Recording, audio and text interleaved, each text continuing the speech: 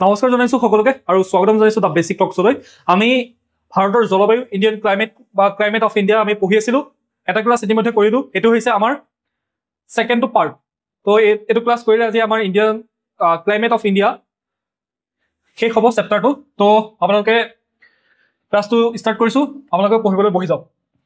আৰু এটা কথা, যদি আপোনালোকে চেনেলটো ছাবস্ক্ৰাইব কৰা নাই এতিয়াও, চেনেলটো ছাবস্ক্ৰাইব কৰি পেলাই আমাৰ সৈতে সংযোগ হৈ ল'ব পাৰে। ভাৰতৰ ঋতুসমূহ আপোনালোকে এনেকুৱা অনুভৱ কৰে নে সেইটো কথা যে আমাৰ যি 365 ডেজ বা 366 ডেজ হয় গোটেই বছৰটোত, সেই বছৰটোত কোনোবা কেইটামান মাহ খুব ঠাণ্ডা হয়, কোনোবা কেইটামান মাহ খুব গৰম হয়, কোনোবা কেইটামান মাহ মানে গৰমো নহয় ঠাণ্ডাও নহয়, তেনেকুৱা ধৰণৰ হৈ থাকে। তো এইবোৰ কি কাৰণে হয়?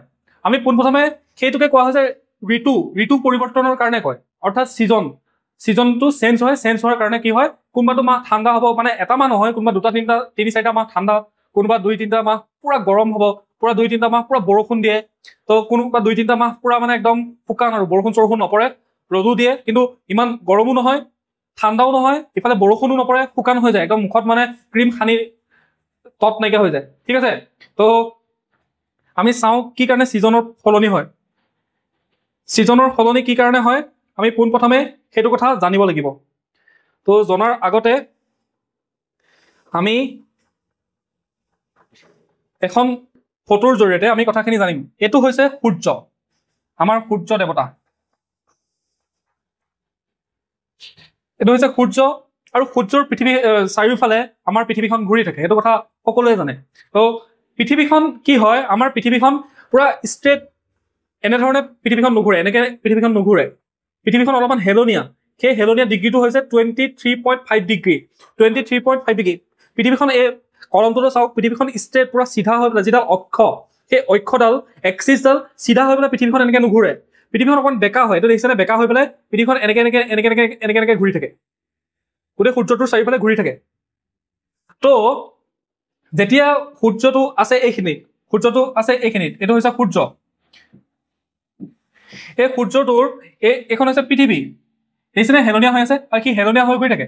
যদি বস্তুটো চিধা হৈ থাকিলেহেঁতেন, সূৰ্যৰ পোহৰটো ডাইৰেক্ট পৰি থাকিলেহেঁতেন, চিধাকৈ নিৰ্দিষ্ট চিধাভাৱেই পৰি থাকিলেহেঁতেন, সিও ঘূৰি থাকিলেহেঁতেন এনেকৈ, সিও এনেকৈ ঘূৰি গৈ থাকিলেহেঁতেন, সূৰ্য পোহৰটো চিধাকৈ পৰি থাকিলেহেঁতেন। কিন্তু সূৰ্য পোহৰটো চিধাকৈ পৰিব এইটো কাৰণে নোৱাৰে, কাৰণ সি এনেকৈ ঘূৰে, বেকা হৈ ঘূৰে অলপমান, 23.5 ডিগ্ৰী। তাৰ কাৰণে কি হয়, সূৰ্যৰ পোহৰটো কেতিয়াবা পুৰা চিধাকৈ পৰে, কেতিয়াবা যেতিয়া পৃথিৱীখন এনেকুৱা হৈ থাকিব, চাওক পৃথিৱীখন, কলমটো দেখিছেনে, পৃথিৱীখন এনেকুৱা হৈ থাকিব, সূৰ্যটো হৈছে এইটো ধৰি লওক সূৰ্য, পৃথিৱীখন এনেকুৱা হৈ থাকিলে সূৰ্যৰ পোহৰটো আহি পেলাই ইয়াত হেলনীয়াকৈ পৰে, উত্তৰ ফাললৈ হেলনীয়াকৈ পৰে, কেতিয়াবা দক্ষিণত চিধাকৈ পৰে। আকৌ যেতিয়া সূৰ্যটো একদম মুখামুখি এনেকুৱা ধৰণৰ হৈ যায়, যেতিয়া যোনটো সময়ত, তেতিয়া সূৰ্যটো পুৰা উত্তৰত পুৰা চিধাকৈ পৰে, কিন্তু দক্ষিণৰ ফালে সি হেলনীয়াকৈ পৰে। তাৰ কাৰণে আমাৰ ঋতুৰ পৰিৱৰ্তন হয়। সূৰ্যটো যেতিয়া হেলনীয়া হৈ থাকে, spring in the northern hemisphere, autumn in the southern hemisphere. সূৰ্যটো যেতিয়া এনেকুৱা ধৰণৰ ডিৰেকশ্যন থাকে, স্প্ৰিং মানে হৈছে বসন্তকাল আৰু অটম মানে হৈছে শৰৎকাল।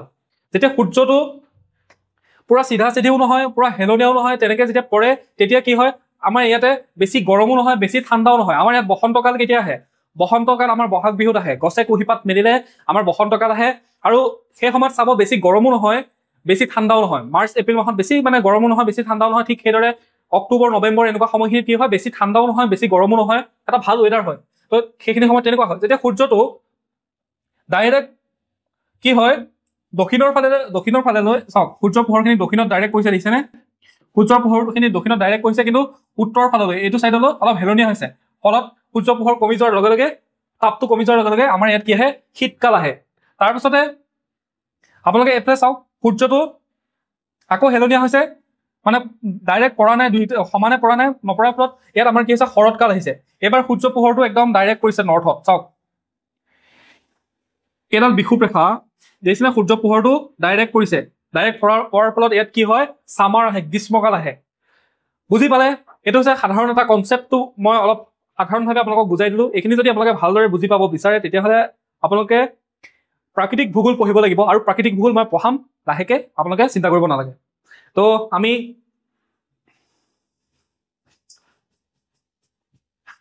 ভাৰতৰ ঋতুসমূহক, ভাৰতৰ যি ছিজন আছে, ভাৰতৰ ঋতুক কি বুলি কৈছে, ভাৰতৰ ঋতুক মুখ্যতঃ দুটা ভাগত ভগোৱা হয়। এটা হৈছে গ্ৰীষ্মকাল আৰু আনটো হৈছে শীতকাল। এই গ্ৰীষ্মকাল আৰু শীতকালকো আকৌ দুটা উপভাগত ভাগ কৰা হৈছে। এতিয়া আপুনি চাব দুটা আমাৰ মেইন ঋতু হৈছে, এটা হৈছে গৰম, এটা হৈছে ঠাণ্ডা। গ্ৰীষ্ম মানে গৰম, শীত মানে হৈছে ঠাণ্ডা। গ্ৰীষ্মকালত চাব এটা ঋতুত খুব বৰষুণ পৰে, মানে বৰষুণ অত্যাধিক বৰষুণ পৰে আৰু গৰমটো অলপমান কম হয়। কম নহয়, গৰমো বহুত বেছি, বৰষুণো বহুত বেছি। কিন্তু এটা 2-3 মাহ কি হয়, গৰমটো অলপ কমকৈ পৰে, বৰষুণো অলপ কমকৈ পৰে।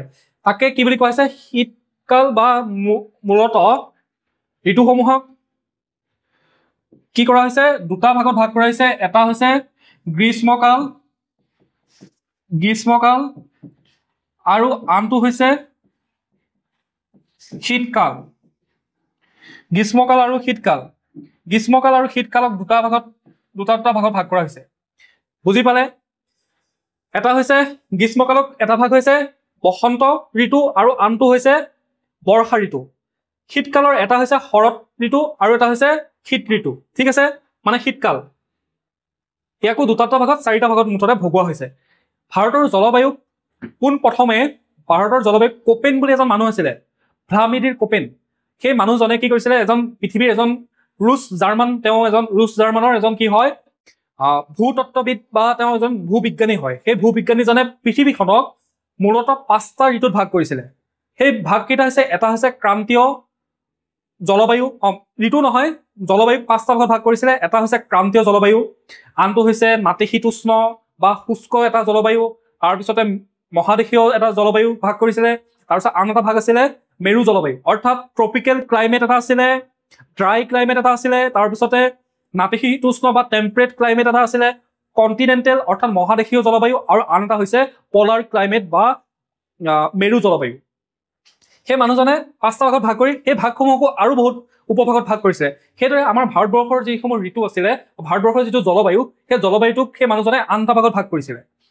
গ'ল কথা গ'ল, তেওঁ ভাগ কৰিলে 1930-36 এনেকুৱা 1936 চন মানতে তেওঁ ভাগ কৰিলে সেইবিলাক। তাৰপিছতে দেখা গ'ল যে তেওঁ যিটো ভাগ কৰিছিলে সেই ভাগটো অলপমান টান হয়, মানে অলপমান বস্তুবিলাক কি হয়, কমপ্লিকেটেড হয়। তাৰপিছতে আকৌ নেক্সট এজন মানুহ আহিলে, সেইজন মানুহ হৈছে গ্লেন থমাছ টেৱাৰ্টছ নে কি এজন মানুহ আছিলে। ঠিক আছে, টেৱাৰ্টছে আমাৰ যিটো তেওঁ যি ভাগ কৰিলে জলবায়ুসমূহ, তেওঁখিনি হ'ল অলপমান মানে সহজ, মানুহে বুজি পাব পৰা ধৰণৰ। সেইকাৰণে টেৱাৰ্টছৰ যিটো জলবায়ু ভাগ কৰিছিলে সেইটোকে আমি আমাৰ ভাৰতৰ জলবায়ু সেই তেনেকুৱা প্ৰকাৰৰ আৰু সেইটোকে গ্ৰহণ কৰা হয়। কিন্তু আমাৰ ভাৰতৰ বতৰ বিজ্ঞান বিভাগে আমাৰ জলবায়ু কি কৰিছে, মুখ্যতঃ 4টা ঋতুত স্পষ্ট কৰিছে। এটা হৈছে শীতল ঋতু বা শীতকাল, গৰম ঋতু বা গ্ৰীষ্মকাল, দক্ষিণ পশ্চিম মৌচুমী ঋতু বা বৰ্ষা ঋতু, আৰু প্ৰত্যগামী মৌচুমী ঋতু বা শৰৎ ঋতু, বৰ্ষা ঋতু, গ্ৰীষ্ম ঋতু আৰু বসন্ত ঋতু। ঠিক আছে, বুজি পালে, বা বৰ্ষা ঋতু। তো 4টা ভাগত ভাগ কৰিছে। এতিয়া আহিছোঁ আমি ঋতু আৰু সেইবোৰৰ জলবায়ু বৈশিষ্ট্য। শীতকালত কি হয়, শীতকাল কেতিয়াৰ পৰা কেতিয়ালৈকে চলে? শীতকাল কেতিয়াৰ পৰা কেতিয়ালৈকে হয়? শীতকাল হয় নৱেম্বৰৰ পৰা মাৰ্চলৈকে। পশ্চিমীয়া বিক্ষোভৰ দ্বাৰা উপহিমালয় অঞ্চলত বৰষুণ হয়, সেইটো মই কালি পঢ়াইছিলো। অন্যান্য জলবায়ু বৈশিষ্ট্য, পৰিষ্কাৰ আকাশ, নিম্ন উষ্ণতা, আৰ্দ্ৰতা আৰু উষ্ণতাৰ উচ্চ পৰিসৰ। গ্ৰীষ্মকাল কেতিয়া হয়? মাৰ্চৰ পৰা জুন মাহলৈকে গ্ৰীষ্মকাল চলে, বসন্ত ঋতু। বৰ্ষা ঋতু কেতিয়াৰ পৰা হয়? জুনৰ পৰা ছেপ্টেম্বৰলৈকে, প্ৰচুৰ পৰিমাণে বৰষুণ দিয়ে তেতিয়া। আৰু শৰৎ ঋতুত কি হয়? ছেপ্টেম্বৰৰ পৰা আমাৰ পূজাৰ সময়ত কি হয়, শৰৎ ঋতু চলে। ঠিক আছে, সেইখিনি সময়ত বৰষুণো ইমান নিদিয়ে, বতাহো ইমান নিদিয়ে, বা ঠাণ্ডাও ইমান নপৰে। তো এই 4টা আপোনালোকে গম পালে কেতিয়াৰ পৰা কেতিয়ালৈকে চলে। তাৰপিছত নেক্সট আহিছোঁ আমি ভাৰতৰ স্থানীয় ধুমুহা। ভাৰতত কিছুমান ধুমুহা, আমাৰ দেশৰ ভিতৰতে কিছুমান স্থানীয় লোকেল উইণ্ড কিছুমান চলে। লোকেল উইণ্ড এতিয়া আমাৰ অসমত এটা হৈছে বৰদৈচিলা চলে, সকলোৱে জানে। বৰদৈচিলা কেতিয়া চলিব? বসন্ত ঋতু, অৰ্থাৎ বহাগ বিহুৰ সময়ত বৰদৈচিলা আহিব। বৰদৈচিলা মাকৰ ঘৰলৈ আহে, একদম ঘৰ চৰ ভাঙি ধুমুহা বৰষুণ, শিল বৰষুণ এনেকুৱা ধৰণৰ পেলায়। তো এইকেইটা হৈছে একোটা ধুমুহা। আৰু এটা হৈছে নৰ্থ ৱেষ্টাৰ হৈছে আমাৰ অসম, পশ্চিমবংগ, উৰিষ্যা এই অঞ্চলত সেই নৰ্থ ৱেষ্টাৰ নামৰ এটা লোকেল ধুমুহা হয়। আমৰ বৰষুণ, মেংগ' চাৱাৰ ক'ত হ'ব? মহাৰাষ্ট্ৰ, কৰ্ণাটকৰ ফালে দক্ষিণৰ মালভূমিত থকা এক প্ৰকাৰৰ ঘূৰ্ণী বতাহ, এই আম পকাত সহায় কৰে। এইকেইটা মনত ৰাখিব, সোধে কিন্তু এক্সামত। চেৰী ব্লজম ক'ত হয়? কৰ্ণাটকত হয়। তাত সেইখিনি সময়ত কফি ফুলাৰ সময়, আৰু সেই কফি ফুলাৰ সময়খিনিত চেৰী ব্লজম হয়। কাল বৈশাখী হয় পশ্চিমবংগ আৰু উৰিষ্যা ৰাজ্য কেইখনত কি হয়, সেই সময়ত এটা স্থানীয় ধুমুহা হয়, সেই ধুমুহাটোৰ নাম দিয়া হৈছে কাল বৈশাখী। বৰদৈচিলাটো হৈছে আমাৰ অসমৰ এটা স্থানীয় কি হৈছে, এইটো ধুমুহা। বৰদৈ চিলা শব্দটো বড়ো ভাষাৰ পৰা আহিছে। বৰ মানে হৈছে পানী, দৈ মানে হৈছে বৰ মানে হৈছে বতাহ, দৈ মানে হৈছে পানী, আৰু চিখলা মানে হৈছে ছোৱালী, মহিলাৰ লগত তুলনা কৰা হয় বৰদৈ চিলাক। ঠিক আছে। ভাৰতৰ জলবায়ু অঞ্চলসমূহ মই যে কৈছিলো আপোনালোকক, টেৱাर्थাৰ এইটো দেখিছেনে? এই ব্যক্তিজনে এজন হৈছে আমেৰিকাৰ এজন বিজ্ঞানী। তেওঁ যিসমূহ 1966 চনত যিসমূহ জলবায়ু ভাগ কৰিছিলে, তেওঁ শ্ৰেণী বিভাজন কৰাখিনি অলপমান মানে সহজ আছিলে। সেইকাৰণে কি কৈছে, ভাৰতীয় জলবায়ু অঞ্চলসমূহৰ কোনো শ্ৰেণী বিভাজনৰ ভিতৰত সৰ্বাধিক উল্লেখযোগ্য ডক্টৰ টেৱাৰ্থাৰ। তেওঁ কুপেনৰ কথা ক'লো মই, ভ্লাদিমিৰ কুপেনৰ কথা ক'লো। কুপেনৰ শ্ৰেণী বিভাজনৰ এক সংশোধিত ৰূপ উপস্থাপন কৰিছিল। কুপেনে যিসমূহ ভাগ কৰিছিলে তাক অলপমান সংশোধন কৰি পেলাই বেছি গ্ৰহণযোগ্যভাৱে তেওঁ কি কৰিছিলে, উপস্থাপন কৰিছিলে। টেৱাৰ্থাৰে 4টা মূল প্ৰধান অঞ্চলত বিভক্ত কৰিছে। এটা হৈছে A, B, C আৰু H, A, B, C আৰু H, আৰু এইসমূহৰো কি আছে, উপভাগ আছে। সেইসমূহ আমি পিছলৈ পঢ়ি গৈ দেখিম। এই প্ৰকাৰে কি বুজাইছে, ক্ৰান্তীয় বৰষুণীয়া জলবায়ু বুজায়। ক্ৰান্তীয় মৌচুমী জলবায়ু এই প্ৰকাৰতে বুজায়। ঠিক আছে। য'ত উচ্চ উষ্ণতা সামঞ্জস্যপূৰ্ণ, অৰ্থাৎ বৰষুণো পৰিব, বহুত গৰমো দিব। বি প্ৰকাৰে উচ্চ উষ্ণতা কিন্তু কম বৰষুণৰ সৈতে শুকান জলবায়ু বুজায়, অৰ্থাৎ বহুত গৰম দিব কিন্তু বৰষুণ কম। সেইটো কোনটো ফালে হ'ব, সেইটো হ'ব আমাৰ ৰাজস্থানৰ ফালে তেনেকুৱা ধৰণৰ জলবায়ু দেখা পাব। কিন্তু ক্ৰান্তীয় মৌচুমী জলবায়ু বা বৰষুণীয়া জলবায়ু আমাৰ কোনফালে, আমাৰ উত্তৰ পূবৰ ফালে আমি সেইটো জলবায়ু দেখা পাম। চি প্ৰকাৰে শুকান শীতকালৰ সৈতে এক অঞ্চল সূচায় য'ত 0 ডিগ্ৰী চেলছিয়াছ আৰু 18 ডিগ্ৰী চেলছিয়াছৰ মাজত নিম্ন উষ্ণতা থাকে। এইবিলাক ক'ত দেখা পাম আমি, শুকান শীতকালৰ সৈতে। এইবিলাক আমি হিমাচল প্ৰদেশ, উত্তৰাখণ্ড, পাঞ্জাৱ এনেকুৱা ধৰণৰ এৰিয়াসমূহত আমি দেখা পাম। এইচ প্ৰকাৰে পাৰ্বত্য জলবায়ু বুজায়। পাৰ্বত্য হিমালয় অঞ্চলসমূহ যিসমূহ আছে তাক এইচ প্ৰকাৰে বুজায়, বা আমাৰ অসমতো তেনেকুৱা যিবিলাক পাৰ্বত্য অঞ্চল আছে উত্তৰ পূবত, সেইবিলাকো এইচ প্ৰকাৰে বুজায়। এইবিলাক আমি বুজি গৈ থাকিম। মনত ৰাখিব, ABCH ভাগ কৰিছে। ভাৰতৰ জলবায়ু অঞ্চলসমূহ, মুখ্যতঃ ভাৰতৰ জলবায়ু অঞ্চলসমূহ কি আছে, এটা হৈছে ক্ৰান্তীয় মৌচুমী জলবায়ু বা ক্ৰান্তীয় বৰষুণ অৰণ্য জলবায়ু। পশ্চিম ঘাটত, পশ্চিম উপকূলীয় সমভূমি, অসম আৰু ত্ৰিপুৰা অংশসমূহত কি হয়, এই জলবায়ু দেখা যায়। তাৰপিছতে ক্ৰান্তীয় সাভানা জলবায়ু ক'ত দেখিম আমি, উপকূলীয় অঞ্চলৰ আশে পাশে আমি আমাৰ যি সাগৰসমূহ আছে, দক্ষিণৰ সাগৰসমূহৰ আশে পাশে যিসমূহ উপকূলীয় অঞ্চল আছে, সেই উপকূলীয় অঞ্চলসমূহত আমি ক্ৰান্তীয় সাভানা দেখিম। ক্ৰান্তীয় আধা শুষ্ক ষ্টেপ জলবায়ু আমি দেখিম ৰাজস্থানৰ ফালে ক্ৰান্তীয় আধা শুষ্ক আমি ক'ত দেখিম, মহাৰাষ্ট্ৰ আৰু তামিলনাডুৰ দক্ষিণমুখী বৰষুণৰ ছাঁ অঞ্চলসমূহত দেখিম। অৰ্থাৎ সেই যে পশ্চিম ঘাট আছে, পশ্চিম ঘাটৰ ফলত কি হয়, বৰষুণ আহি পেলাই ঠেকা খাই পেলাই সেই পাহাৰৰ সিটো পাৰে বৰষুণ নপৰে। তাৰ কাৰণে সেইখিনিক কি বুলি কোৱা যায়, ক্ৰান্তীয় আধা শুষ্ক ষ্টেপ জলবায়ু। ক্ৰান্তীয় আৰু উপক্ৰান্তীয় ষ্টেপ জলবায়ু পাঞ্জাৱ, হাৰিয়ানা আৰু কাটছ, গুজৰাট হওক, হাৰিয়ানা হওক, পাঞ্জাৱ অঞ্চলত আমি ক্ৰান্তীয় আৰু উপক্ৰান্তীয় ষ্টেপ জলবায়ু দেখিম, ষ্টেপি বুলি কয়। ক্ৰান্তীয় মৰুভূমি জলবায়ু আমি ক'ত দেখিম, মৰুভূমি মানে ৰাজস্থান। শুকান শীতকালৰ সৈতে আৰ্দ্ৰ উপক্ৰান্তীয় জলবায়ু কৈ আহিছো মই, হিমালয়ৰ ফালে আমি সেইবিলাক দেখিম। পাৰ্বত্য আমি ক'ত দেখিম, পাৰ্বত্য অঞ্চলসমূহত। পাৰ্বত্য অঞ্চল কোনসমূহ হ'ব, যোনসমূহত 6000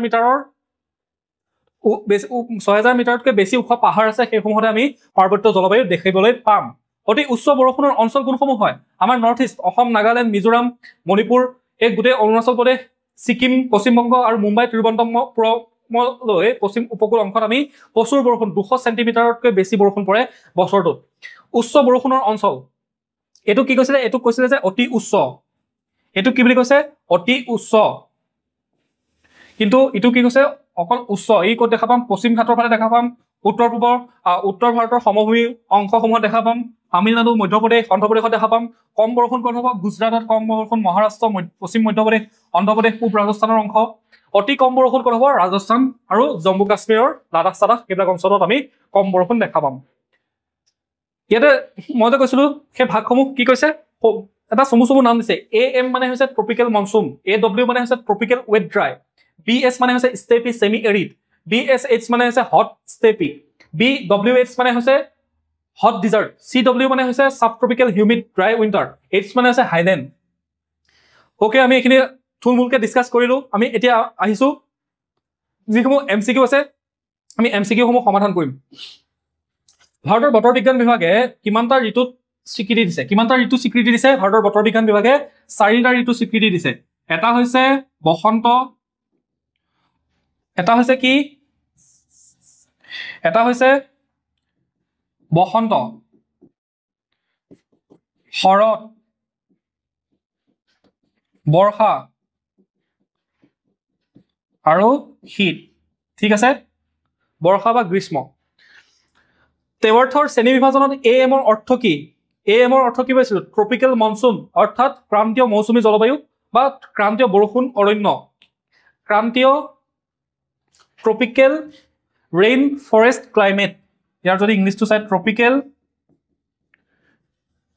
ৰেইন ফৰেষ্ট ক্লাইমেট অৰ্থাৎ ক্ৰান্তীয় মৌচুমী জলবায়ু তাৰপিছত আহিছোঁ আমি 3 নম্বৰ প্ৰশ্ন 3 নম্বৰ প্ৰশ্নটোত কি সুধিছে ভাৰতৰ কোন অঞ্চলত আটাইতকৈ বেছি বৰষুণ হয় ভাৰতৰ কোন অঞ্চলত আটাইতকৈ বেছি বৰষুণ হ'ব ভাৰতৰ উত্তৰ পূবত আটাইতকৈ বেছি বৰষুণ হয় আৰু উত্তৰ পূবৰ মেঘালয়ৰ চেৰাপুঞ্জীৰ মৌচিনৰামত আটাইতকৈ বেছি বৰষুণ হয় তাত আপোনালোকেতো গৈ থাকে শ্বিলং ফুৰিবৰ কাৰণে চেৰাপুঞ্জী মৌচিনৰাম গৈ থাকে বৰষুণ এনিটাইম পৰি থাকে মৌচিনৰামত ঠিক আছে তো মেঘালয় হ'ব ৰাজ্যখন কি মেঘালয় ভাৰতৰ কোন অঞ্চলত ক্ৰান্তীয় মৰুভূমি জলবায়ু দেখা পোৱা যায় ক্ৰান্তীয় মৰুভূমি জলবায়ু মৰুভূমি শব্দটো অহাৰ লগে লগে মাইণ্ডত এটাই আহিব যে সেইটো হৈছে ৰাজস্থান ইয়াতে ৰাজস্থান কি বুলি দিছে পশ্চিম ৰাজস্থান অপশ্যন নম্বৰ কটো হৈছে শুদ্ধ উত্তৰ তাৰপিছত আহিছো আমি লা নিনাৰ প্ৰভাৱ কি ধৰণৰ লা নিনা আৰু এল নিনো কালি বুজাইছিলো লা নিনা আৰু এল নিনো লা নিনা আৰু এল নিনো আৰু লা নিনা হৈছে প্ৰশান্ত মহাসাগৰত উচ্চ চাপ আৰু নিম্ন চাপ হোৱাৰ এটা কিছুমান পৰিঘটনা বুজি পালে তো লা নিনা হলে কি হয় প্ৰচুৰ পৰিমাণে বৰষুণ হয় মৌচুমী বৰষুণ হয় আমাৰ ভাৰতবৰ্ষত তাৰ ফলত আমাৰ ভাৰতবৰ্ষত খেতি পথাৰ ভাল হয় যদি এল নিনো হয় তেতিয়াহ'লে কি হ'ব আপোনাৰ বৰষুণ কম হ'ব খেতি বাতি বেয়া হ'ব নৰৱেষ্টাৰ কোন ঋতুৰ ধুমুহা নৰৱেষ্টাৰ হওক কাল বৈশাখী হওক বৰদৈচিলা হওক বা মেংগো চাৱাৰ হওক চেৰি ব্লজম হওক এইবিলাক হৈছে বসন্ত ঋতুৰ ধুমুহা বসন্ত কালত এইবিলাক আহে বহাগ বিহুৰ সময়ত এই ধুমুহাবিলাক বলে প্ৰচণ্ড ধুমুহা আহে এটা লোকেল ধুমুহা এইবিলাক আৰু সেই নিৰ্দিষ্ট অঞ্চলটো বেলেগত সেইটো ধুমুহা নহয় বেলেগ ৰাজ্যখনত সেইটো ধুমুহা নহয়গে সেই নিৰ্দিষ্ট অঞ্চলটোতে আহি ধুমুহা শিল বৰষুণ পেলাই একদম হাহাকাৰ লগাই দিয়ে মানুহক ঠিক আছে ভাৰতৰ পশ্চিম উপকূলত বাৰ্ষিক বৰষুণৰ পৰিমাণ কিমান হয় ভাৰতৰ পশ্চিম উপকূলত বাৰ্ষিক বৰষুণৰ পৰিমাণ কিমান হ'ব 50 চেণ্টিমিটাৰতকৈ কম মৰুভূমি হৈ যাব 100 পৰা 200 নহয় 50 পৰা 100 নহয় 200 চেণ্টিমিটাৰতকৈ বেছি বৰষুণ হয় ঠিক আছে 200 চেণ্টিমিটাৰতকৈ বেছি বৰষুণ হয় দক্ষিণীয় দোলন বা সাউথাৰ্ণ অচিলেশ্যন মানে কি দক্ষিণীয় দোলন মানে কি দোলন মানে কালি মই কি বুজাইছিলো দুলি থকা ইফালেও যোৱা সিফালেও যোৱা ইফালে গ'লে সিফালে মিলি যায় সিফালে গ'লে ইফালে মিলি যায় দুলি থাকে আৰু সেইটো ক'ত হয় ভাৰত আৰু প্ৰশান্ত মহাসাগৰৰ চাপৰ পৰিৱৰ্তন তাত যদি নিম্ন চাপ হয় এফালে উচ্চ চাপ হ'ব এফালে উচ্চ চাপ হ'লে এফালে নিম্ন চাপ হ'ব বুজি পালে কোন ৰাজ্যত উপক্ৰান্তীয় ষ্টেপ জলবায়ু পোৱা যায় কোন ৰাজ্যত উপক্ৰান্তীয় ষ্টেপ জলবায়ু পোৱা যায় সুধিছে কোন ৰাজ্য হ'ব ষ্টেপ জলবায়ু বুলি কৈছে উপক্ৰান্তীয় শব্দটো হোৱাৰ লগে লগে কেৰেলা কেতিয়াও নহয় ঠিক আছে তো মেঘালয় মণিপুৰ নহ'ব আমাৰ ইয়াত কি হ'ব ক্ৰান্তীয় মৌচুমী জলবায়ু উপক্ৰান্তীয় ষ্টেপ জলবায়ু ক'ত হয় পাঞ্জাব অপশ্যন নম্বৰ খ পাৰ্বত্য জলবায়ু ক'ত পোৱা যায় পাৰ্বত্য জলবায়ু মেইন কথাটোৱে কি পাৰ্বত্য জলবায়ু কি কৈছে পাহাৰসমূহ 6000 মিটাৰ ওখ হ'ব লাগিব 6000 মিটাৰ ওখ পাহাৰীয়া অঞ্চলসমূহতে পাৰ্বত্য জলবায়ু পোৱা যায় সমুদ্ৰ পৃষ্ঠৰ পৰা 6000 মিটাৰ ওপৰত হ'ব লাগিব ঠিক আছে অপশ্যন নম্বৰ খ তাৰপিছত আহিছো আমি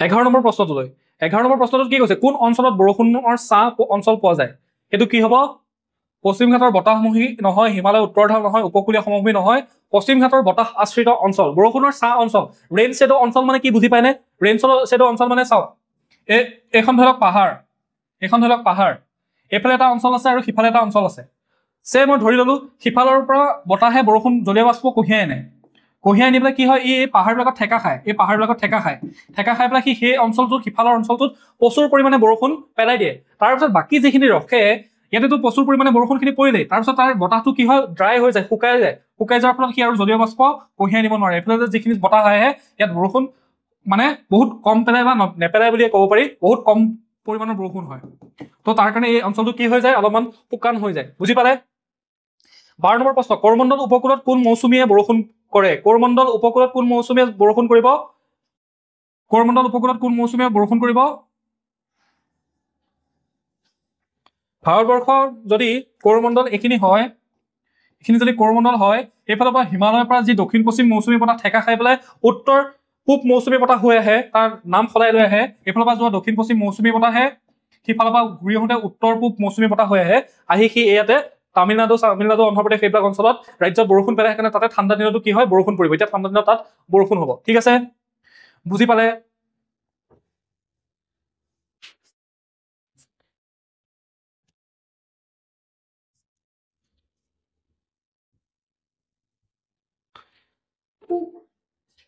তাৰপিছত আহিছো আমি 13 নম্বৰ প্ৰশ্নটোলৈ কৰ্কট ক্ৰান্তি ৰেখাই কিমানখন ভাৰতীয় ৰাজ্যৰ মাজেৰে পাৰ হৈ যায় কৰ্কট ক্ৰান্তি ৰেখা গুজৰাট ৰাজস্থান মহাৰাষ্ট্ৰ ছত্তীশগড় ঝাৰখণ্ড ৱেষ্ট বেংগল ত্ৰিপুৰা মিজোৰাম কেইখন হ'ল 1 2 3 4 5 6 7 8খন ৰাজ্যৰ মাজেৰে পাৰ হৈ যায় অপশ্যন নম্বৰ গ অসমৰ কোন অঞ্চলত বৰষুণৰ ছাঁ ৰেইন শ্বেডৰ প্ৰভাৱ দেখা যায় অসমৰ কোন অঞ্চলত দেখা যায় এই লামডিং সামডিং সাইডে দেখা যায় ঠিক আছে এটা চাওক দক্ষিণ নগাঁও দক্ষিণ ফালে কাৰ্বি আংলং সেইটো সাইডে বৰষুণৰ ছাঁ অঞ্চল লামডিং সামডিং কি হয় তাতে মেঘালয়ত বৰষুণখিনি ভালদৰে পৰি যায় মেঘালয়ৰ পৰ্বতত ঠেকা খাই পেলাই খাচী গাৰু জয়ন্তীয়া পাহাৰত এইটো সাইডে যিখিনি বতাহ আহে সেই বতাহখিনিয়ে প্ৰচুৰ পৰিমাণৰ জলীয় বাষ্প সি লগত আনিব নোৱাৰে তাতে ঠেকা খাই সি গোটেইখিনি জলীয় বাষ্প ত্যাগ কৰি আহে তাৰ কাৰণে এইখিনি কি কোৱা হয় ৰেইন শ্বেডো অঞ্চল বুলি কোৱা হয় অপশ্যন নম্বৰ খ ঠিক আছে তো আজি ক্লাছটোত আছিল ইমানখিনি আমি নেক্সট ক্লাছত বেলেগ অন্য টপিক ভাৰতৰ ভূগোলৰ যি ৰিভাৰ চিষ্টেমে হওক বা অন্য যি আৰু গুৰুত্বপূৰ্ণ টপিকসমূহ আমি ডিছকাছ কৰিম তো ইণ্ডিয়ান ক্লাইমেটৰ এই দুটাই ক্লাছ আছিলে তো ভিডিঅ'টো চোৱাৰ বাবে থেংক ইউ যদি চেনেলটো ছাবস্ক্ৰাইব কৰি ল'বলৈ পাহৰি গৈছে অনুগ্ৰহ কৰি চেনেলটো ছাবস্ক্ৰাইব কৰি সংযোগ হৈ থাকিব নেক্সট ক্লাছত লগ পাইছোঁ